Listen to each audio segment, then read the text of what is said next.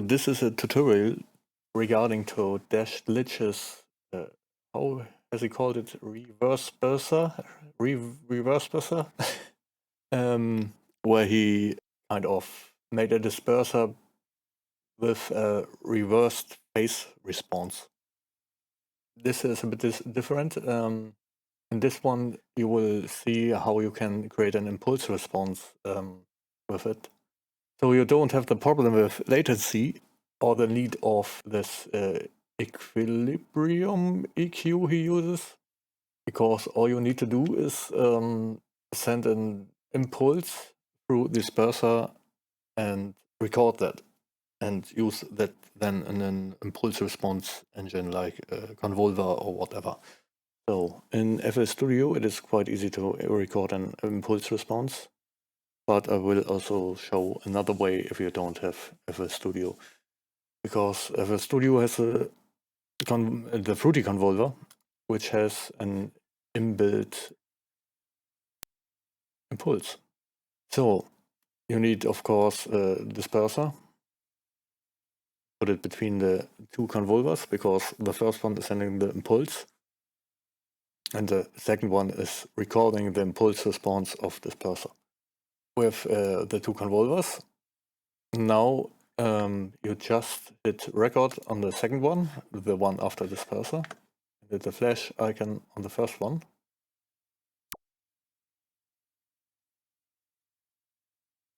You turn the other two off.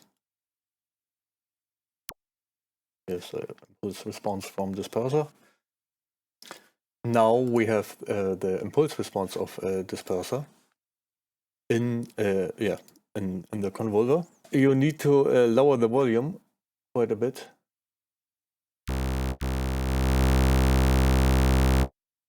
Since it's all normalized now. If we check with a disperser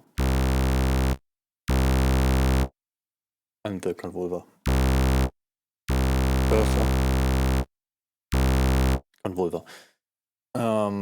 Now the reversperser, you can now just reverse the impulse response.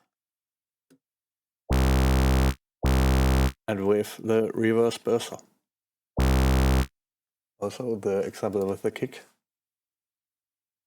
It's the pretty standard FL kick, however. Flop, flop. You could also see if it's cancelling out each other. Without.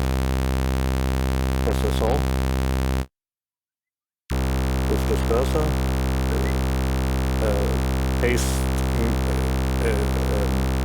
Phase messed up saw. With reverser. Also, and both together. Press the saw again. Now to the method if you don't have FL Studio, how you could create your own impulse and how to record that. You just need anything, and then you just don't have this big chunk of wave here. Impulse is just one sample. You could, of course, now think just cut the rest, and that is quite true. It is an impulse. I normalize it.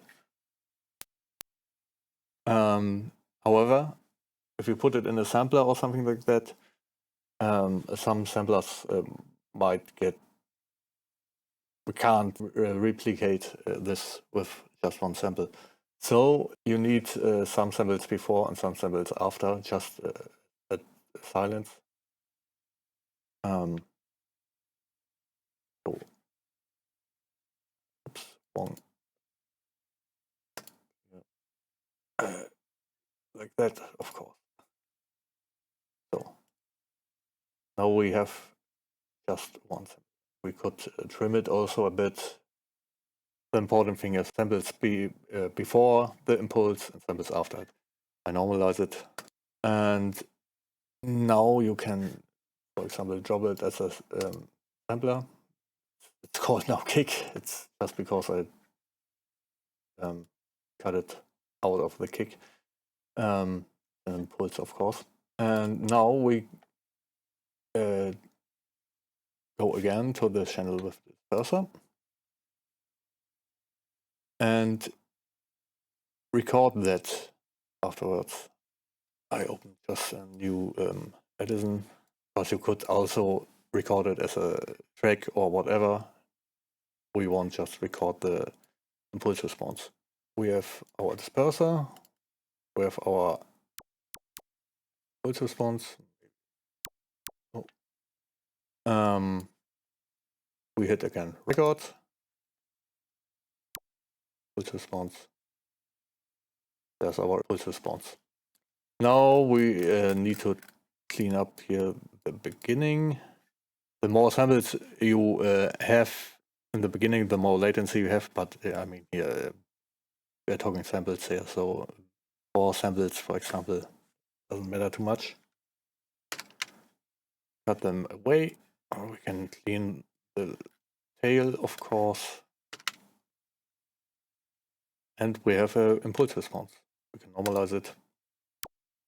Pew, the disperser sound. And now you can drag and drop it or save it, whatever. We don't need this one any longer. We open a convolver. This time I use the one from kilohertz. Drag and drop in there or load it in.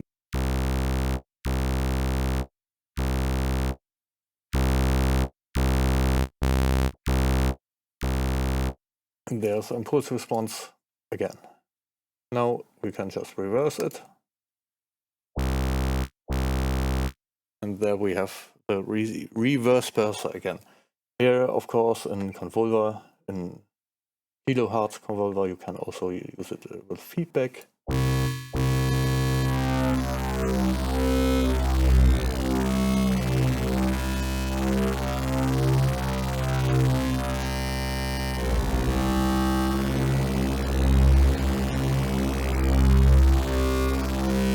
And do quite interesting things with it. And again, just to test it, we reversed disperser clean. Well, I hope that helped you. I linked the original idea from Dash Glitch in the description.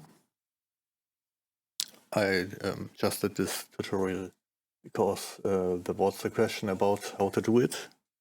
I hope this helped.